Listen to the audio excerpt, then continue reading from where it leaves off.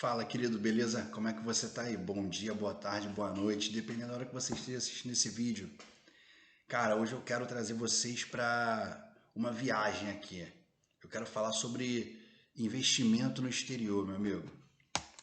É um assunto que vem se tornando cada vez mais rotineiro, né? Nas minhas conversas, nas minhas consultorias com os meus clientes,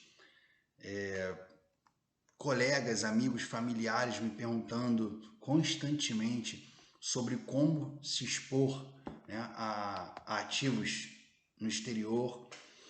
E, cara, é taxativo isso. A busca por investimentos no exterior tem se tornado cada vez mais comum entre investidores brasileiros, né? A ideia principal, nesse caso, é explorar oportunidades em ativos fora do país, buscando uma melhor relação risco-retorno, tá? E diversificando a carteira de investimento, utilizando uma baixa correlação entre os ativos internacionais e os ativos brasileiros, para poder servir como proteção até da sua carteira de investimento em eventos inesperados, por exemplo, né? Quando eu falo de baixa correlação, eu falo dos ativos que andam lado a lado, mas que não se correlacionam, não estão tão ligados, né? Não influenciam tanto um com o outro, tá certo? Cara, realizar investimentos no exterior tem lá seus benefícios, né? Vai diversificar a tua carteira, vai permitir uma exposição maior a empresas que não estão disponíveis listadas na bolsa brasileira, né? A nossa bolsa brasileira ela é repleta de empresas listadas. Porém, se você quiser investir, sei lá, na Nike, no Twitter, no Facebook, na Tesla do Elon Musk, por exemplo, você não vai conseguir porque a Bovespa não tem essas empresas listadas, meu amigo.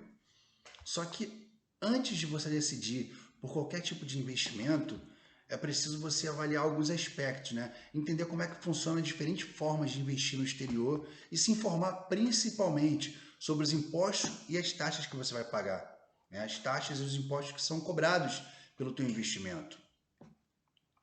Então, assim, antes de mais nada, é preciso você entender as formas de se expor também no mercado internacional, beleza?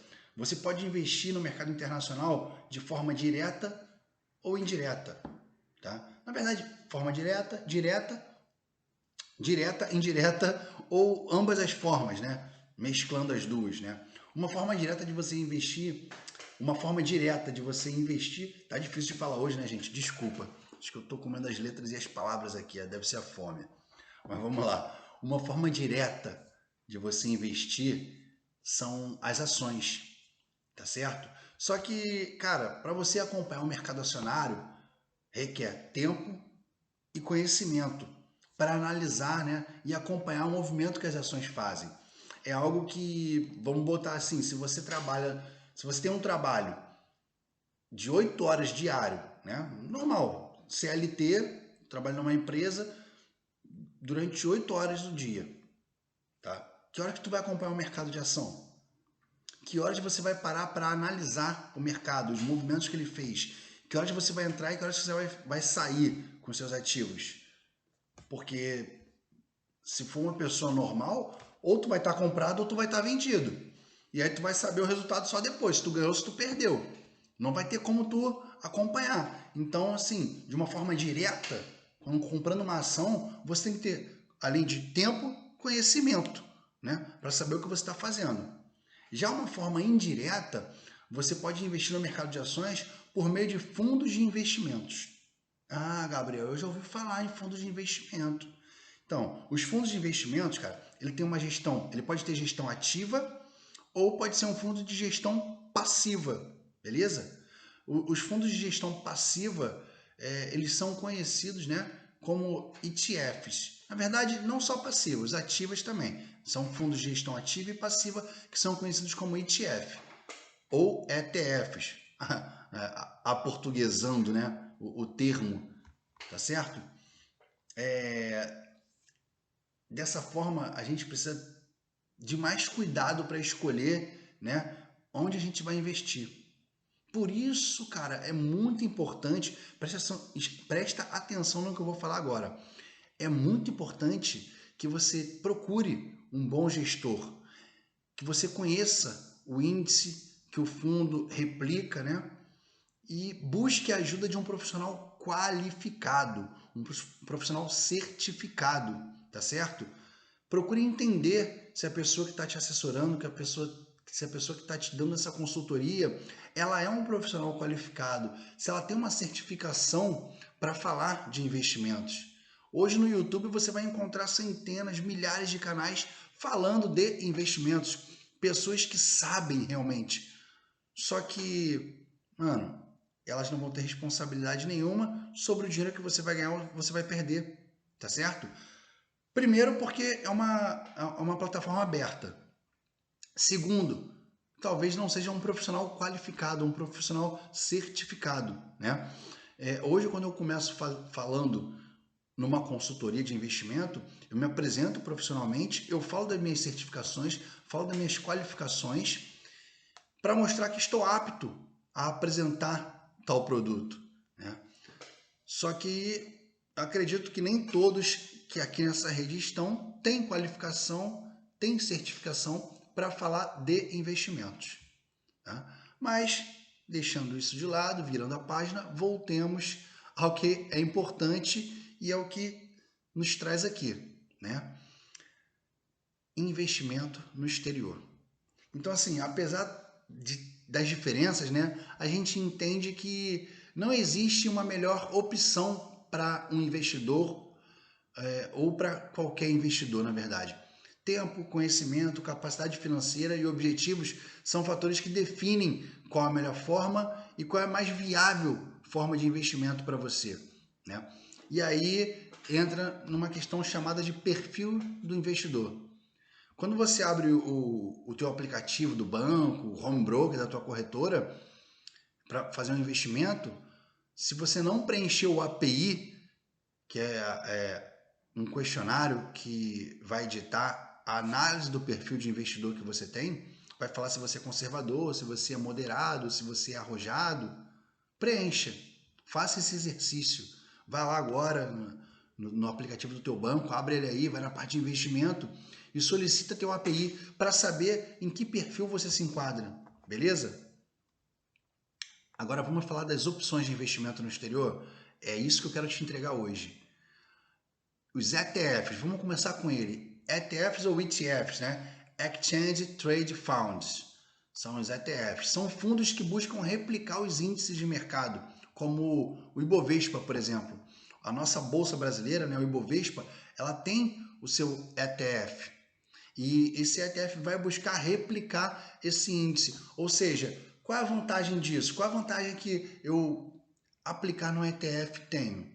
Em vez de você aplicar, sei lá, vamos botar aí R$1.000. Eu tenho R$1.000 para aplicar, Gabriel. Eu vou comprar tudo de ação. Beleza. Quais ações?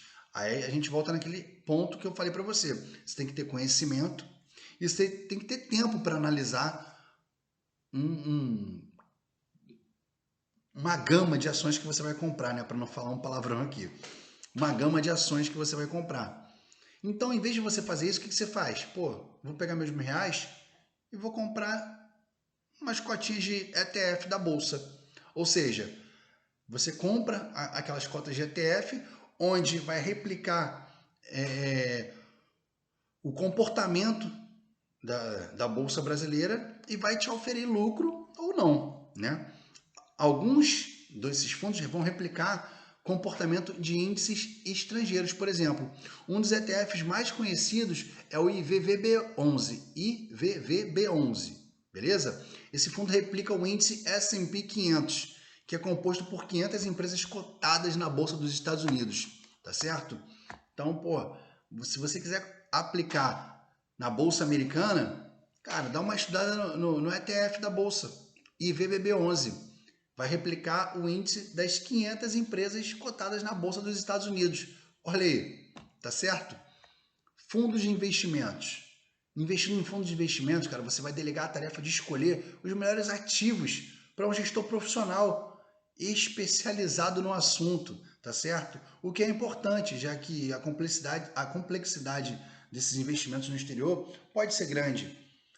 você de repente não tem tempo de estudá-los, de repente você, sabe, não tem o conhecimento adequado para isso. Então, os fundos de investimento, eles vão buscar superar um índice e podem ser focados em ações globais ou mesclados em diversas outras estratégias.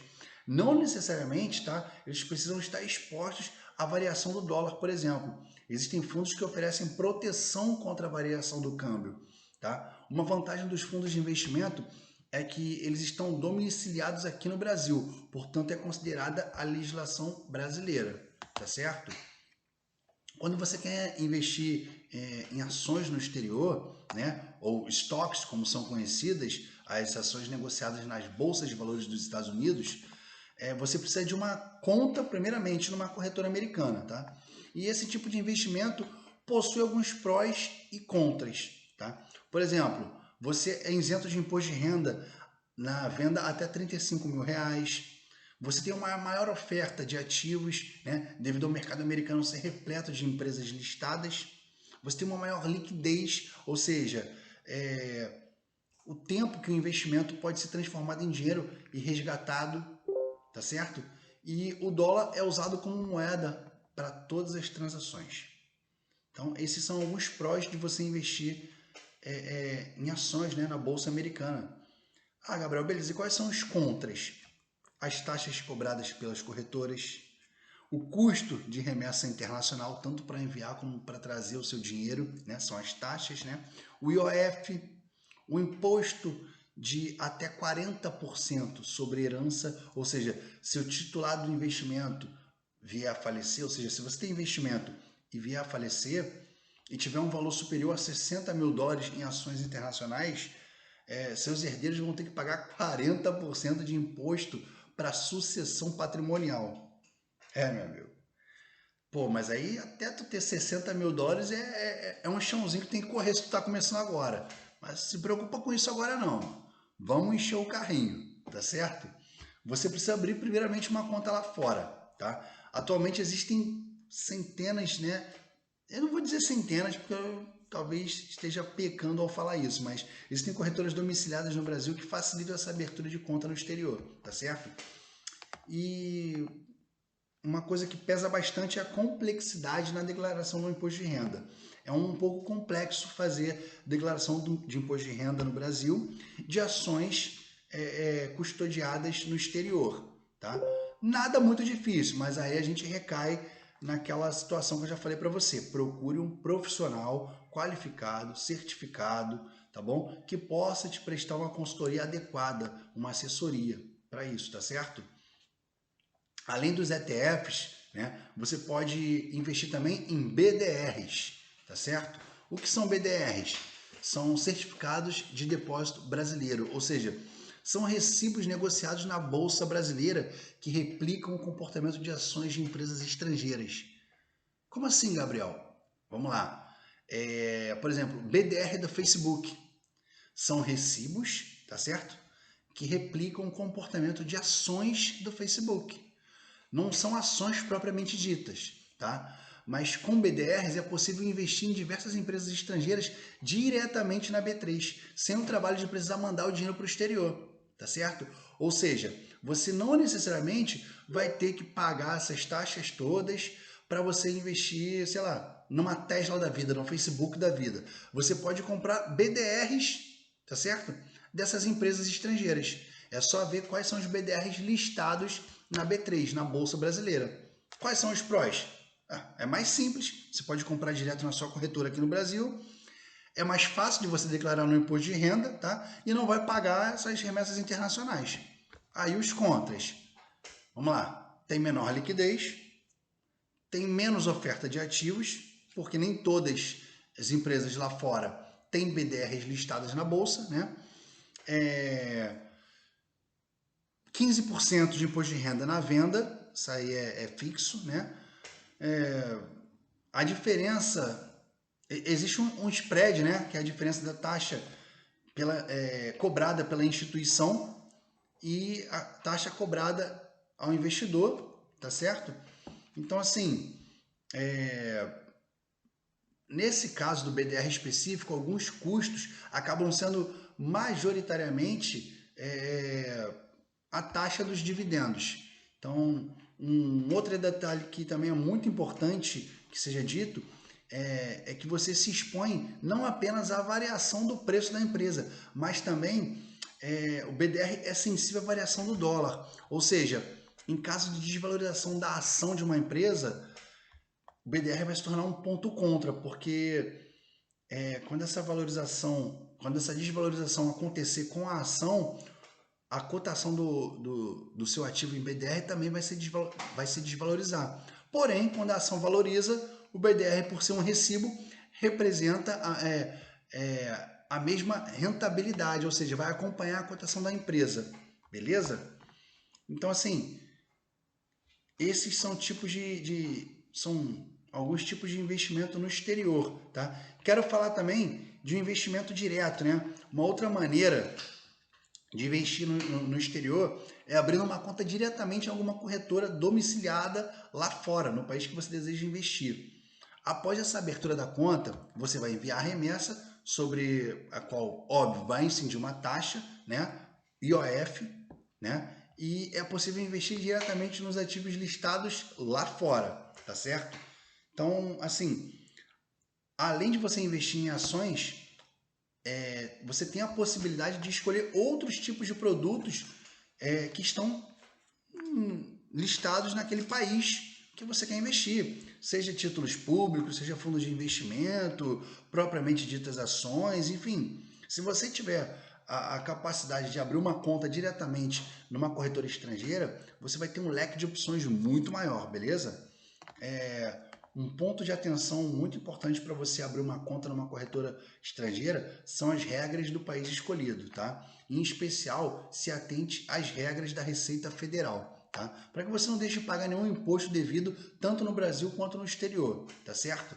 Então, continuando aqui, quero passar para vocês aqui um produto que eu particularmente adoro negociar com meus clientes aqui no Brasil, são os COIs, tá? Certificado de Operações Estruturadas.